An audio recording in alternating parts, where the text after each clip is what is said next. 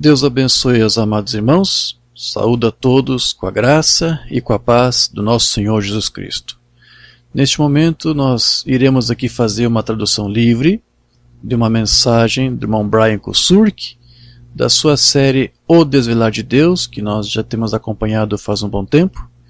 Este estudo é o de número 126, que tem como subtítulo A Insanidade dos Últimos Dias, parte 8, da depressão à desassociação.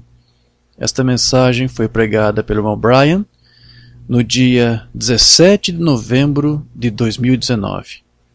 Ele começa a sua mensagem dizendo o seguinte: Esta manhã nós continuaremos o nosso estudo sobre a insanidade dos últimos dias.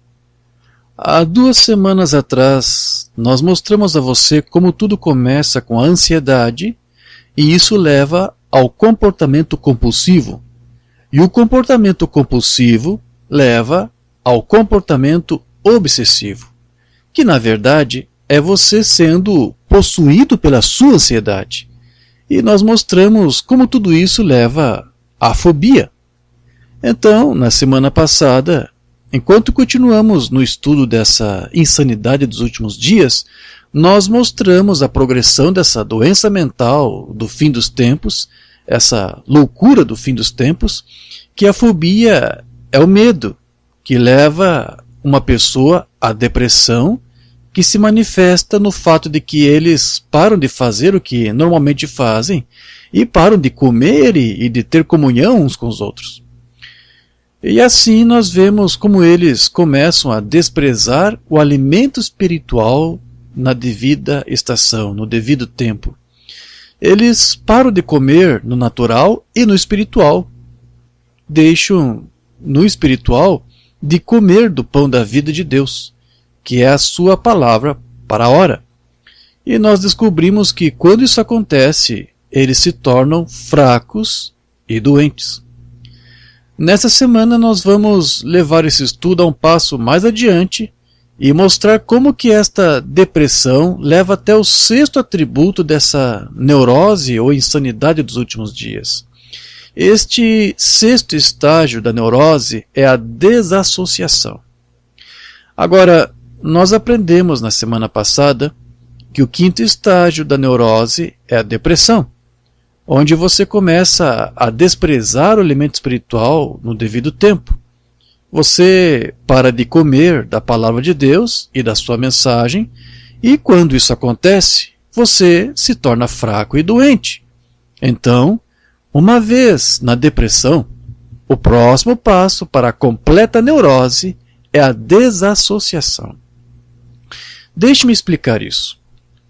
No 5º estágio da depressão, eles param de comer e tudo o que eles querem fazer é dormir. Isso leva ao sexto estágio, que, como você não está comendo com os outros, começa a se desassociar com os que comem juntos. Isso, então, é um afastamento voluntário da comunhão com aqueles que comem. O livro de Atos define como a comunhão funciona, como vemos em Atos 2, verso 42 em diante. E eles continuaram firmemente nas, primeira, doutrina dos apóstolos, e, segundo, comunhão, e terceiro, partir o pão, e, quarto, nas orações. E observe que essas quatro coisas criaram uma atmosfera e o sobrenatural começou a ocorrer. E o temor, essa palavra fala de reverência, como vemos lá em Provérbios 1, verso 7. O temor do Senhor é o princípio da sabedoria. E assim vemos esse respeito reverente. E o temor veio sobre toda a alma, e muitas maravilhas e sinais foram feitos pelos apóstolos, e todos que criam estavam juntos e tinham tudo em comum. Agora, com isso em mente, vemos em primeiro lugar a doutrina que vem, porque a doutrina é a razão pela qual as pessoas se reuniram em primeiro lugar. É por causa da doutrina. Então, ao se reunirem em torno da doutrina, que é o ensino, eles desejam continuar se alimentando da palavra, para que fiquem por perto e também partam o pão enquanto falam a palavra. E esse partir do pão é o que traz comunhão, e a comunhão produz uma oração eficaz. E com isso em mente, eu quero examinar essa última manifestação da neurose nas Escrituras, que é a desassociação. Porque uma vez que a depressão atinge e a pessoa não deseja mais comer ou comer com as outras pessoas, elas, em essência, precisam romper a comunhão para fazer isso. E isso se torna desassociação. Eles cortam a comunhão, desassociando-se daqueles que partem o pão juntos, tanto física quanto espiritualmente. Eles não apenas evitam de comer naturalmente com os outros, mas começam a se afastar daqueles que comem do alimento espiritual no devido tempo. Eu já vi isso acontecer ao longo dos muitos anos em que pastoreio esta igreja. Primeiro, eles param de se reunir para comer com os que estão no corpo, e depois param de ir à igreja por completo, onde partimos o pão da vida. O apóstolo Paulo nos adverte sobre isso lá em Efésios 4, a partir do verso 17 ao 18. Digo, portanto, e testifico no Senhor, que daqui em diante não andareis como outros gentios andam, na vaidade de sua mente. Tendo o entendimento obscurecido, eles se tornam alienados da vida de Deus pela ignorância que há neles, por causa da cegueira do coração. Aqui nós descobrimos que eles se separam da vida de Deus porque o seu entendimento se tornou obscuro. O mundo alienado aqui é uma palavra grega, apalótrio, e significa desligar-se da comunhão e da intimidade. Agora, por que isso? Em 1 João 1,7 nós lemos: mas se andarmos na luz, como Ele está na luz, teremos comunhão uns com os outros, e o sangue de Jesus Cristo, seu Filho, nos purifica de todo o pecado. E o apóstolo João nos disse aqui que nossa comunhão vem de andar na luz. Portanto, se não andarmos mais na luz, não teremos mais comunhão, ou o desejo de ter comunhão. É simples assim. Tenho visto isso muitas vezes. Eles começam a questionar ou duvidar da doutrina da mensagem, que é a revelação de Jesus Cristo, e, portanto, têm outras coisas a fazer quando se trata de comunhão. Logo, eles deixam a igreja completamente. E, no processo, cortam a comunhão com todos aqueles que ainda andam na luz. Agora, a palavra andar mencionada aqui em 1 João 1,7 é a palavra grega peripateo, que significa abrir caminho ou progredir, regular a vida de alguém ou passar a vida. Em outras palavras, quando você anda na luz, existe um certo modo de vida em que você entrou, que consiste em ter comunhão e estar ao redor daqueles que também estão andando na luz. E assim nós vemos que a palavra de Deus é uma palavra viva na qual vivemos essa palavra. Não é apenas algo em que acreditamos, mas é a nossa própria vida. E, portanto, Se é a nossa própria vida, deixá-la significa morte para nós. E não se precisa de uma revelação para entender isso. Deixar o que é a sua própria vida significa morte para essa mesma vida. E a palavra comunhão mencionada em 1 João 7 é a palavra grega koinonia, que significa comunhão, comunicação, associação ou participação conjunta. E assim nós vemos que é necessário que a palavra de Deus se torne uma realidade em sua vida, e que se torne sua vida. E vemos que quando traz um vínculo comum a você. E então você tem um companheirismo que é dois companheiros em um barco. Não é apenas uma questão de saber que é verdade, é uma questão de ser real, verdadeiro para você. Pois apenas saber que é verdade ainda poderia colocá-lo em uma perspectiva histórica, como acontece com o cristão nominal, mas saber que é verdadeiro e uma realidade para a palavra começa a viver em sua própria vida. Quando você lê esta palavra, pode realmente vê-la se manifestando ao seu redor, porque afinal de contas o profeta de Deus disse: Deus interpreta a sua palavra fazendo com que ela se cumpra. E assim, quando você lê a sua palavra e a vê acontecer, você está na realidade vivendo a porção da palavra de Deus para este dia.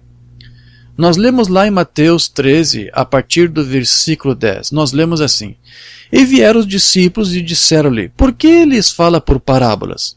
Ele respondeu e disse-lhes: Porque a vocês é dado conhecer, aqui é ginosco, conhecer experimentalmente, os mistérios do reino dos céus, mas a eles não é dado. E é interessante que a palavra dado foi traduzida da palavra grega didome, que significa aventura ou experiência. A palavra não é para eles se aventurarem ou experimentarem. Então depois ele diz, no versículo 12, Pois todo aquele que tem, qualquer que seja, de tal natureza como ser capaz de repetir o que eu digo, lhe será dado.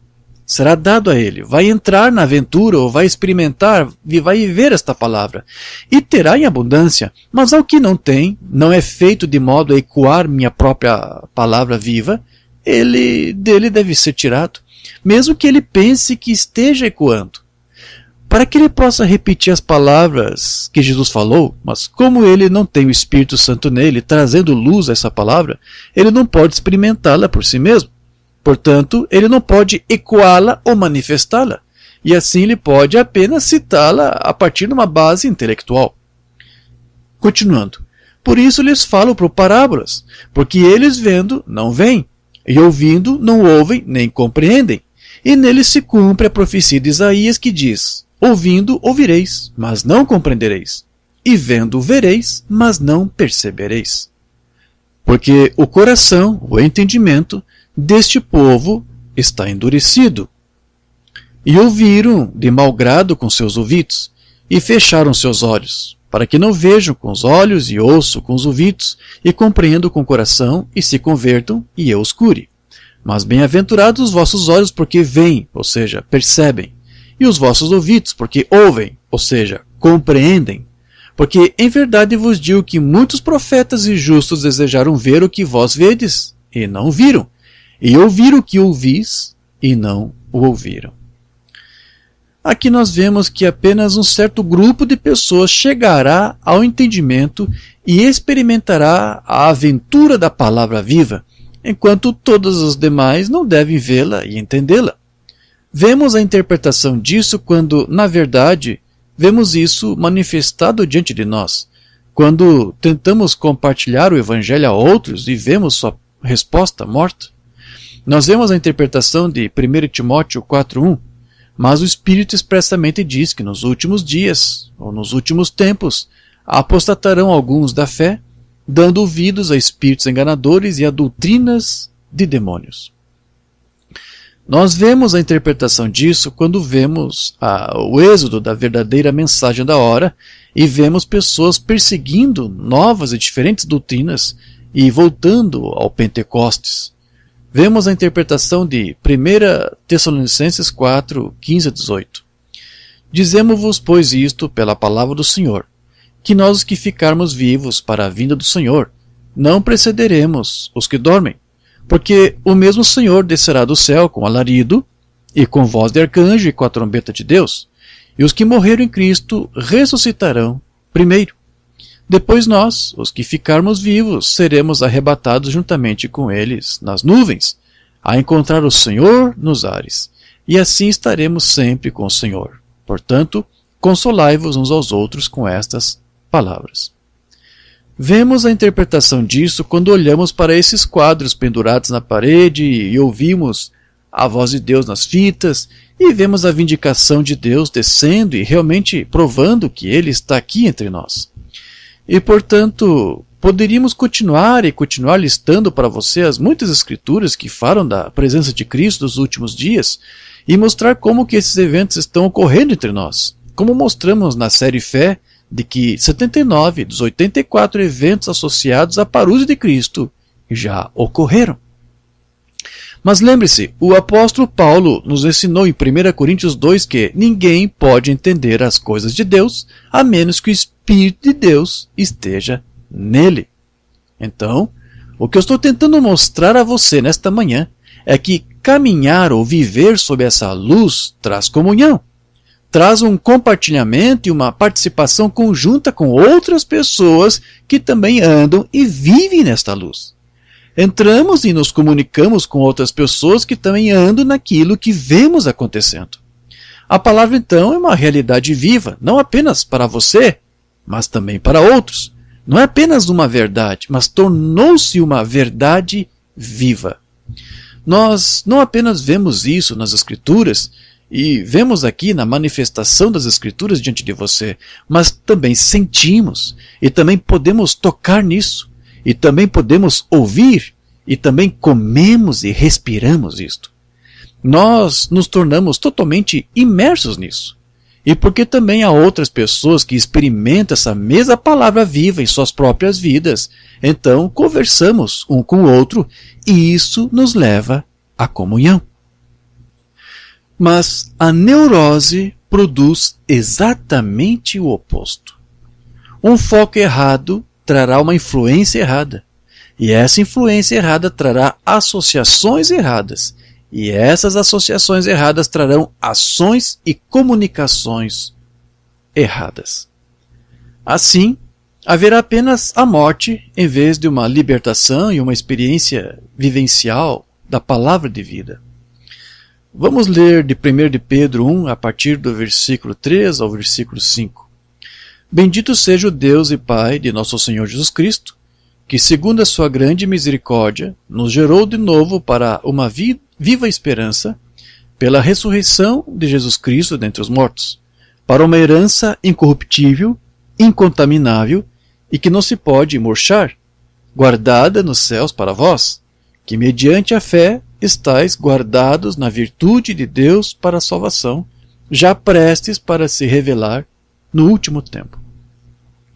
Agora, observe que Paulo está falando sobre uma palavra viva que foi vivificada pela vida do Senhor Jesus Cristo, ressuscitado, vivendo em você. E no versículo 5 ele nos diz que essa fé ou revelação deve ser revelada ou manifestada no último tempo ou na hora final. Mas depois, no versículo 6, ele rompe com esse pensamento que se concentrou nessa revelação viva em você para nos dizer que essa revelação será testada, em que vós grandemente vos alegreis, ainda que agora importa, sendo necessário, que estejais por um pouco contristados com várias tentações. Portanto, vemos no versículo 6, onde Paulo nos diz que, embora tenhamos grande alegria e consolo durante o tempo em que a revelação de Jesus Cristo se manifestar, antes de tudo para nós, e depois através de nós, ele ainda nos adverte que haverá um teste dessa revelação para você, para garantir que você tenha mais do que apenas uma mera concepção mental da revelação do Cristo vivo. E nos próximos 3 versículos, nós veremos que essas provações ou testes realmente produzirão a realidade em nós, para que a prova da vossa fé, ou seja, da sua revelação, muito mais preciosa do que o ouro que perece e é provado pelo fogo, se achem louvor e honra e glória na revelação de Jesus Cristo. Portanto, o julgamento que ele nos diz é com o objetivo de gerar 3 etapas que refletem que temos a vida genuína em nós. Ele diz que primeiro será o louvor, que é a oferta de frutos da boca louvando o seu nome. Isso é Hebreus 13, 15. Por ele, portanto, ofereçamos continuamente o sacrifício de louvor a Deus, isto é, o fruto de nossos lábios, dando graças ao seu nome. Portanto, a primeira coisa que será que você começará a agradecer a Deus por essa gloriosa revelação de Cristo em você, a esperança da glória.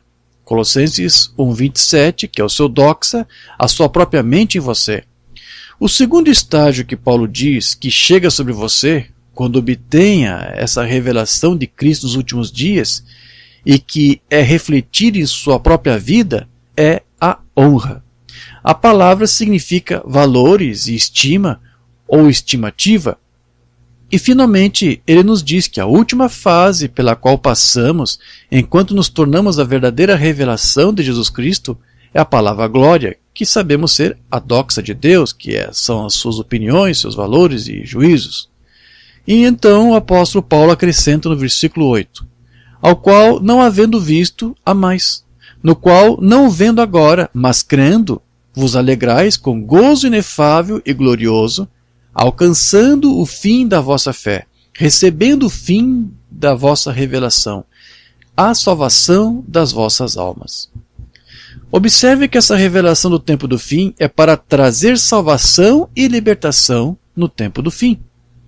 Mas enquanto esta revelação do tempo do fim está refletindo a própria vida de Cristo e nos enchendo com a sua doxa, e nos levando ao ponto de adoção e manifestação de filhos, por outro lado, vemos que o oposto está ocorrendo com aqueles que não são ordenados para serem conformes à imagem de Cristo.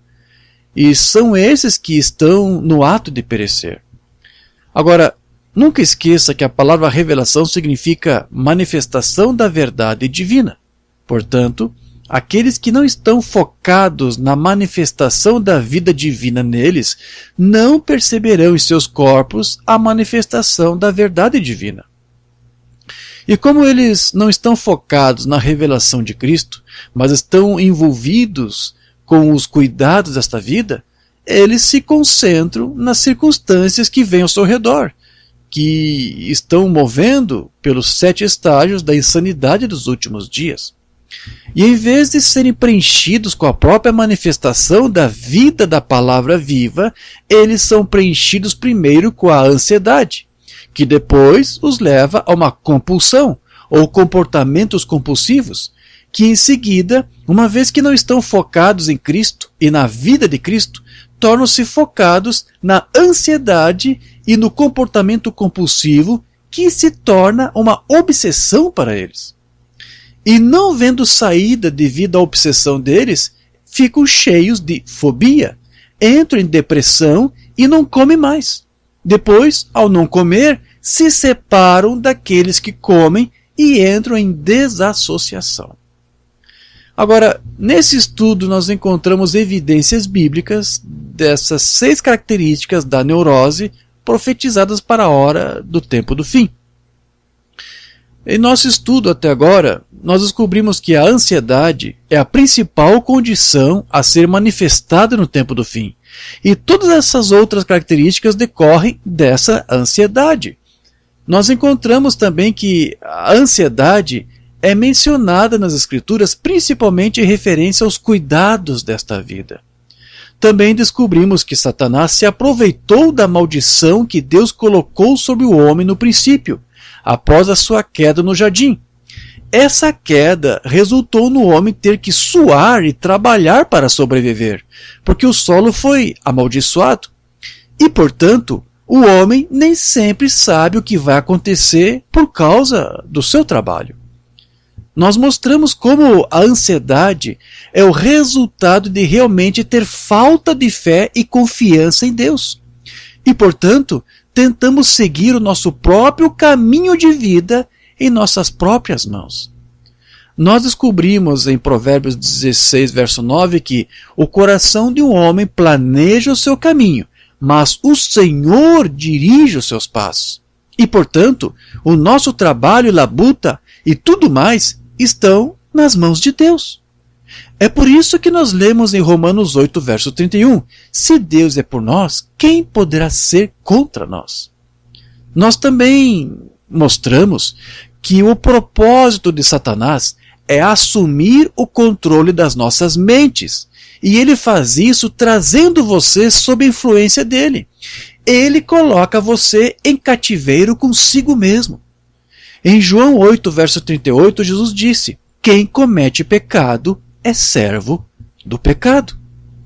Então, nós verificamos em 2 Pedro 2,19 que, quando somos vencidos por uma certa influência, nós nos tornamos escravos dessa influência, prometendo-lhes liberdade, sendo eles mesmos servos da corrupção, porque de quem alguém é vencido, do tal se faz também servo.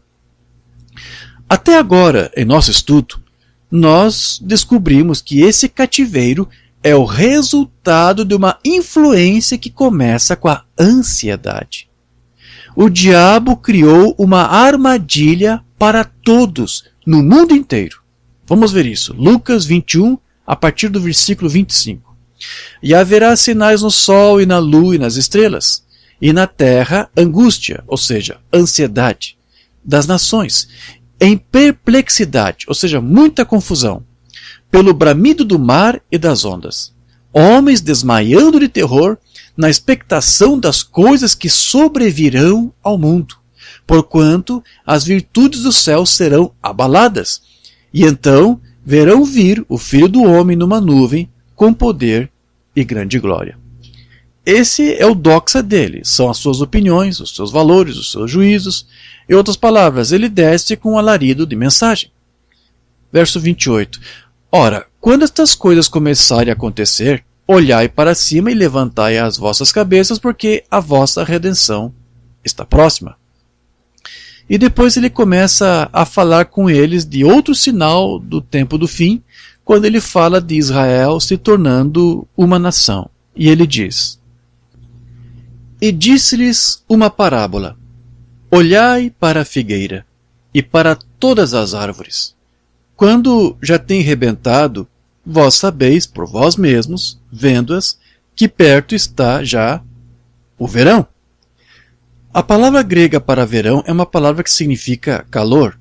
Então nós vemos que ele está falando de aquecimento global, não induzido pelo homem, mas induzido por Deus, preparando a terra para a queima. Assim também vós, quando virdes acontecer estas coisas, sabei que o reino de Deus está perto. Em verdade vos digo que não passará esta geração até que tudo aconteça. Passará o céu e a terra, mas as minhas palavras não hão de passar. E olhai por vós, ou seja, preste atenção no que significa estar sempre vigilante e observe cuidadosamente, mantenha o foco. Olhai por vós, que não aconteça que os vossos corações se carreguem de glutonaria, de embriaguez e dos cuidados da vida, e venha sobre vós de improviso aquele dia, porque virá como laço, ou seja, como uma armadilha, sobre todos os que habitam na face de toda a terra. O que virá como uma armadilha para o mundo inteiro? Ele disse, os cuidados desta vida, que são as pressões econômicas. Mas depois ele diz, vigiai, pois, em todo tempo, orando, para que sejais havidos por dignos de evitar todas estas coisas que hão de acontecer, e de estar de pé diante, e a palavra de pé aqui é emprosten, que significa permanecer na presença do Filho do Homem. E essa armadilha, ou laço, está no disfarce da economia, os cuidados desta vida. Satanás sabe que as pessoas têm que ganhar a vida. Satanás sabia disso desde a maldição que foi lançada sobre o homem por sua desobediência no jardim. De fato, Satanás foi responsável por essa maldição ser lançada sobre o homem. E então nós vemos que Satanás tira vantagem da situação e manipula o homem novamente para um foco errado. Vamos ver isso. Gênesis capítulo 3, a partir do verso 17. E Adão disse: porquanto deste ouvidos à voz de tua mulher, e comeste da árvore que te ordenei, dizendo, não comerás dela, maldita é a terra por causa de ti. Com dor comerás dela todos os dias da tua vida. Espinhos e cardos também te produzirá, e comerás a erva do campo.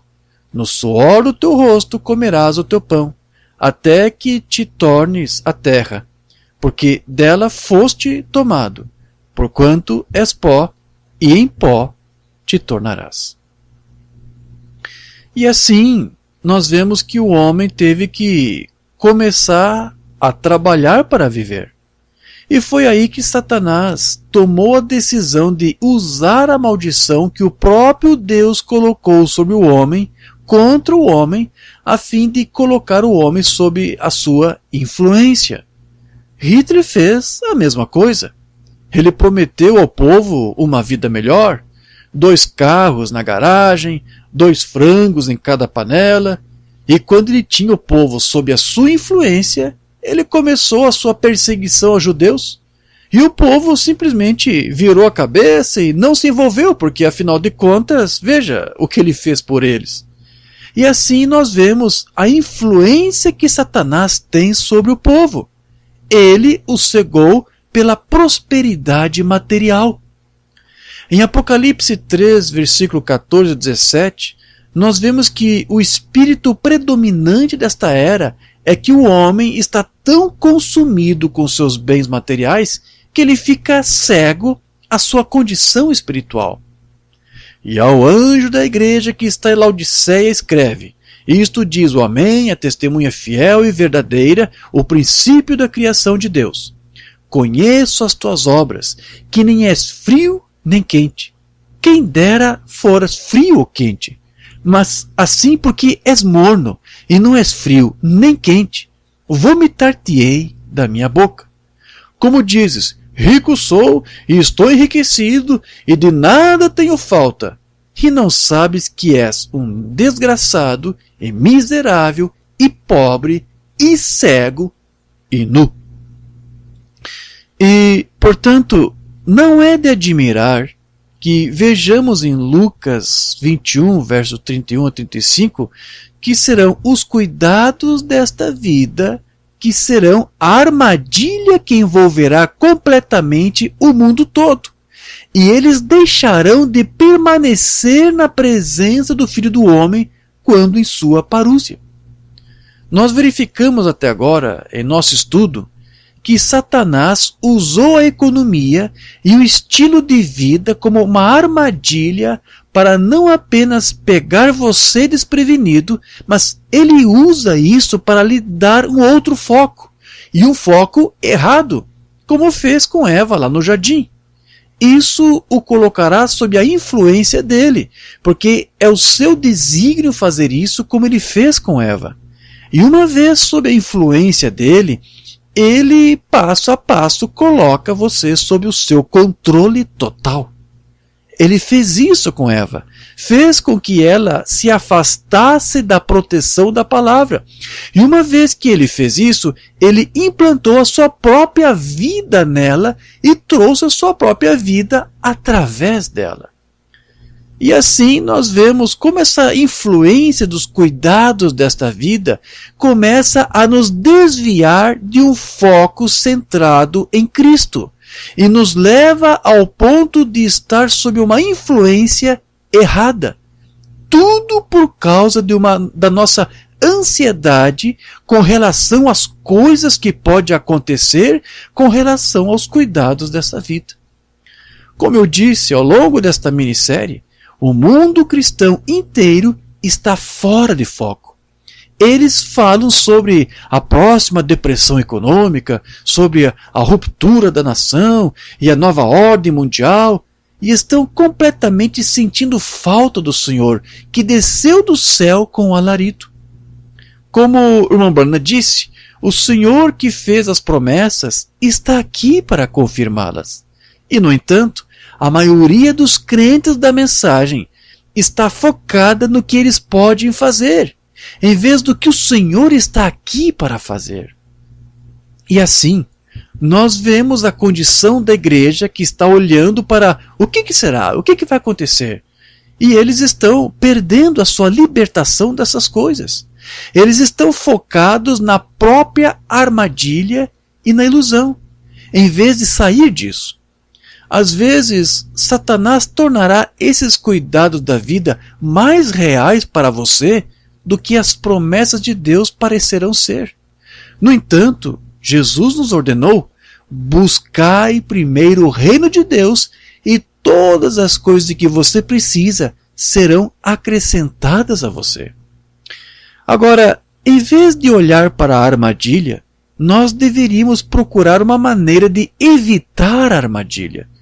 E, portanto, nós descobrimos que, ao ter um foco errado, ele nos leva apenas para mais longe na direção errada.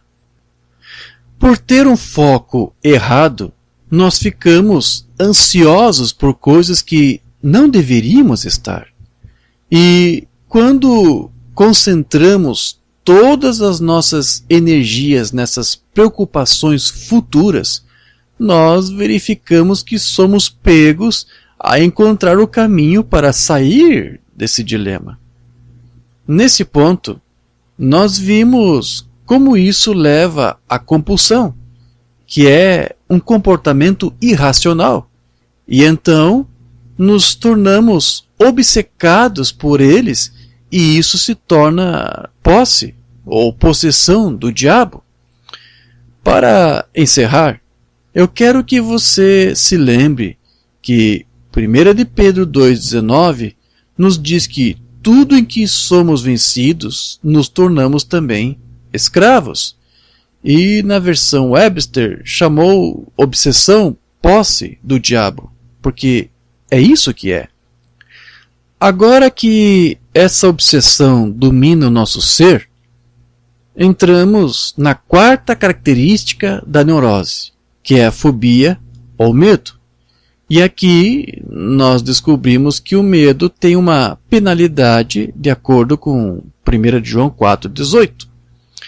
Em Hebreus 2,15, nós vemos que pelo medo somos sujeitos à escravidão. Nós descobrimos que esse medo e servidão tem o efeito de interromper qualquer movimento progressivo nas coisas de Deus. José parou de falar sobre Maria. Ele temia tomar Maria para ser a sua esposa e, portanto, Deus teve que enviar o seu mensageiro para livrar José do seu medo. Então, descobrimos que a fobia leva você à depressão, que se manifesta no fato de que você não quer mais comer, e assim você começa a rejeitar o alimento espiritual no devido tempo. Você para de comer da palavra de Deus e da sua mensagem, e quando isso acontece, você se torna fraco e doente. Isso então nos leva ao último atributo da neurose, que é a desassociação. E nós verificamos que isso significa que você começa a interromper a comunhão com os crentes. Primeiro, você corta o comer da árvore da vida e depois corta toda a associação com ela. E isso significa com aqueles que estão comendo dessa árvore. E assim, não é apenas uma questão de saber que é verdade. É uma questão de ser real para você. Pois apenas saber que é verdade ainda poderia colocá-lo em uma perspectiva histórica, como acontece com o cristão nominal. Mas para saber que é real, isso começa a viver em sua própria vida. Quando você lê esta palavra, pode realmente vê-la se manifestando ao seu redor. porque, afinal de contas, o profeta de Deus disse: Deus interpreta a sua palavra cumprindo-a. E assim, quando você lê a palavra dele e a vê acontecer, na verdade, você está vivendo a porção da palavra de Deus. Em seguida, nós mostramos vários exemplos da palavra que está acontecendo e você faz parte dessa palavra viva. Uma palavra dinâmica e viva que está continuamente avançando. De fato, nós citamos do sermão Os Ungidos dos Últimos Dias, onde o irmão Branham disse: porque é impossível para aqueles que já foram iluminados e não seguiram com a palavra como aconteceu. Ou seja, morreram. E assim, nós devemos continuar a seguir com a palavra de Deus, pois ela continua a acontecer ou nós estamos mortos. Agora, podemos continuar com isso, mas o que eu estou tentando transmitir a você é que andar sob essa luz é o que traz comunhão. É uma caminhada que faz isso, porque a caminhada é experimentar e viver esta palavra. E ao experimentá-la juntos, nós compartilhamos juntos essa experiência de vida. E então, não é tanto o fato de estarmos falando de uma palavra que, por si só, é verdadeira, mas em um sentido ainda maior da palavra, nós estamos falando de uma palavra que não é apenas verdadeira, mas que é viva e se tornou uma realidade para você. Porque você está realmente vendo isso em manifestação. Então, você está experimentando a palavra viva e, à medida que os outros experimentam essa mesma palavra viva, a comunhão é tão natural quanto a própria vida. Porque, afinal de contas, nossa comunhão ocorre compartilhando experiências uns com os outros. Não podemos deixar de conversar um com o outro, porque estamos participando ativamente da mesma palavra viva. Mas a neurose traz exatamente o efeito oposto. Um foco errado produz ações erradas que produzem comunicações erradas que produzem escravidão e morte em vez de libertação e vida. Como lemos em 1 de Pedro 1, verso 3 a 9, de que deve haver uma revelação do tempo do fim que trará uma salvação e uma libertação do tempo do fim. A própria vida que estava em Cristo se conforma em você e se manifesta através de você. Agora, ainda nós não concluímos o nosso estudo da insanidade dos últimos dias. Há mais um estágio desta insanidade e nós mostraremos isso na próxima semana. E é o último e mais severo estágio da insanidade dos últimos dias. E eu peço que você ore para que Deus me ajude a deixar isso tão claro para você, de modo que você nunca esquecerá dessa série enquanto você viver. Amém. E assim terminamos aqui mais uma leitura aqui de um sermão do irmão Brian, vendo que, como ele disse aqui no finalzinho, ele já está concluindo aqui essa pequena subsérie que ele está fazendo da insanidade dos últimos dias, do tempo do fim, onde, como ele disse aqui, as pessoas começam a ficar nervosas ao ponto de perderem as suas próprias mentes. E como ele também disse, todo o nervosismo e toda essa loucura que nós estamos vendo, essa neurose dos últimos dias, ela começa pela ansiedade. As pessoas começam a ficar ansiosas. E essa ansiedade de ver os problemas serem resolvidos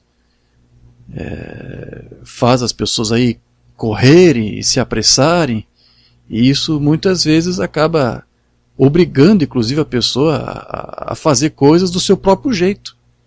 E se tem uma coisa que uma pessoa ansiosa é totalmente incompetente de fazer, é de ficar quieta e saber esperar o tempo certo para todas as coisas. O ansioso não sabe esperar.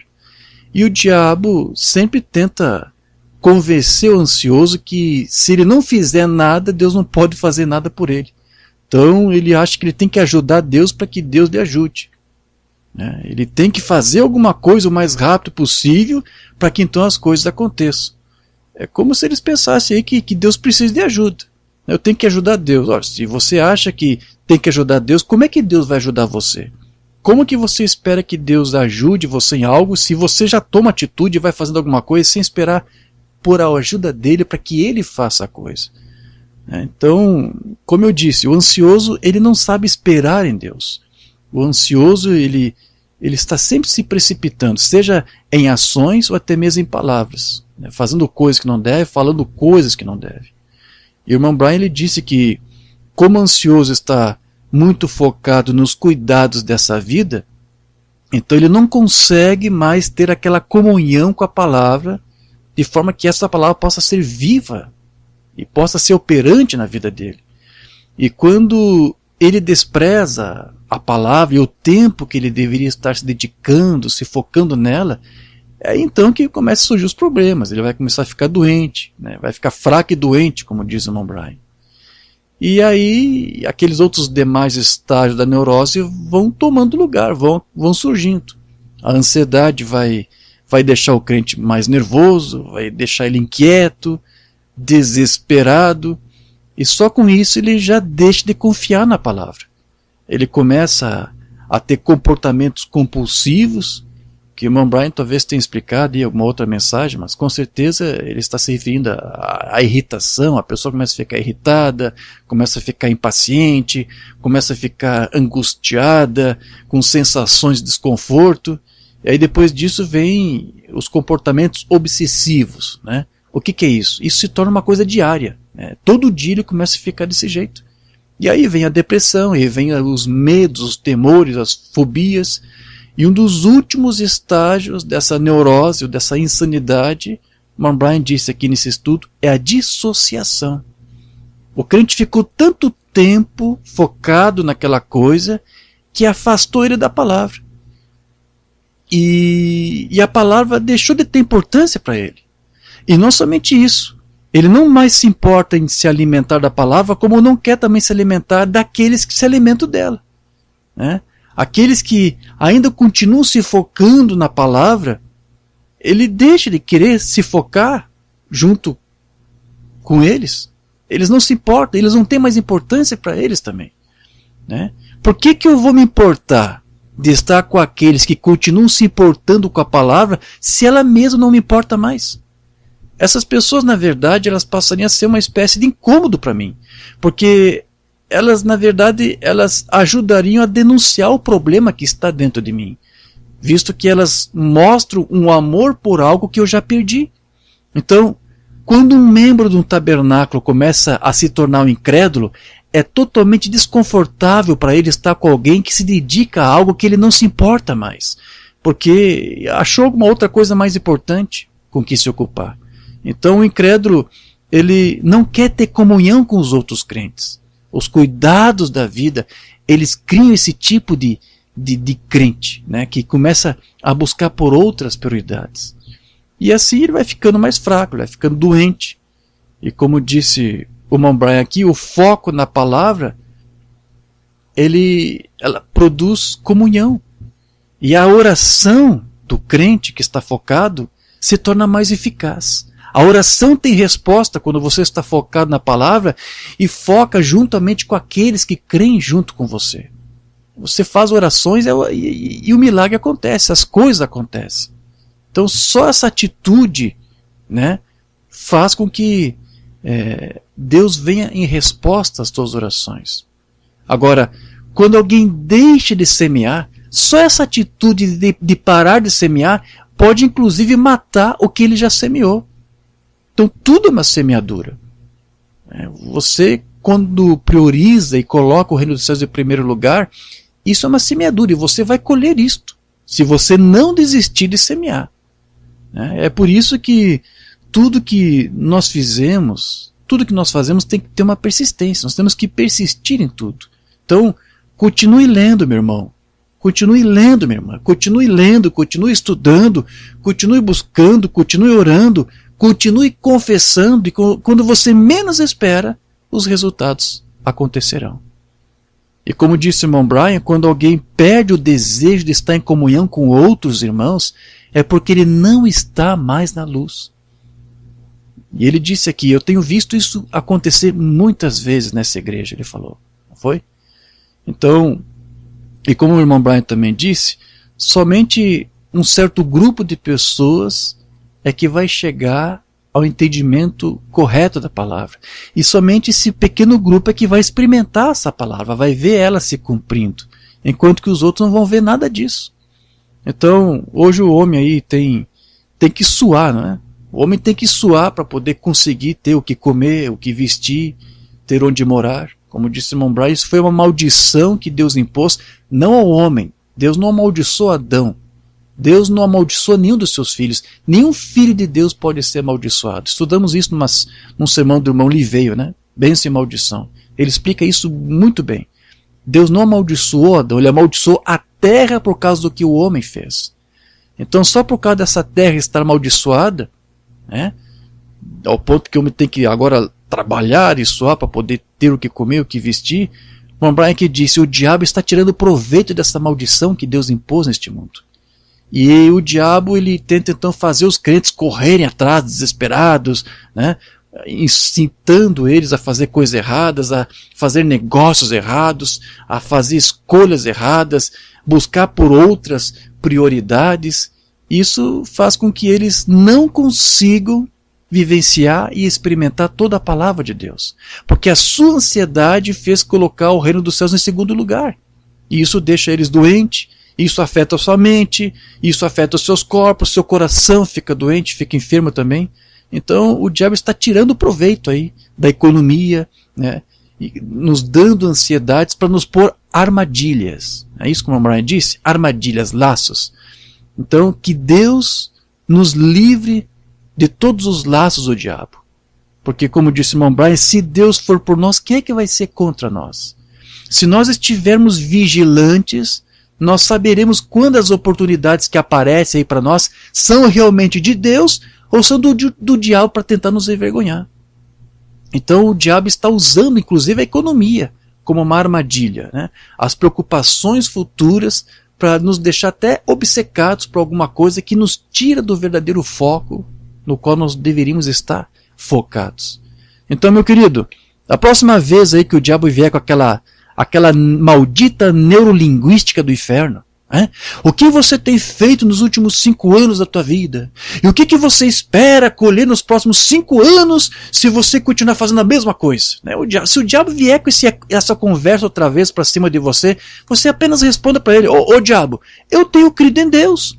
Eu tenho colocado o reino dos céus em primeiro lugar. Eu tenho lido a sua palavra, eu tenho meditado na sua palavra, eu tenho buscado a palavra. Eu tenho colocado Deus em primeiro lugar. Isso é uma semeadura. No tempo certo eu vou ver isso ter seus resultados. No tempo certo eu vou colher isso. Pronto. Você põe o diabo para correr com isso, meu irmão. Então, fique firme nisso. Paulo disse, né? Eu criei, por isso falei. Então, continue crendo e continue falando para outros que creem como você. Continue buscando essa comunhão com outros para que isso seja alimentado e que você tenha as suas orações respondidas. As orações se tornam eficazes quando há crença, quando há fé, quando há comunhão. Nossas orações são respondidas. Simples assim, meus irmãos. Então que Deus nos ajude. Que Deus nos ajude a detectar esses laços do diabo e não nos deixar ser vencidos por ele. Amém, meus queridos. Eu creio que, resumindo mais ou menos aqui, foi isso que o irmão Brian quis tratar nessa mensagem de hoje. Que Deus vos abençoe, no nome de Jesus Cristo. Amém.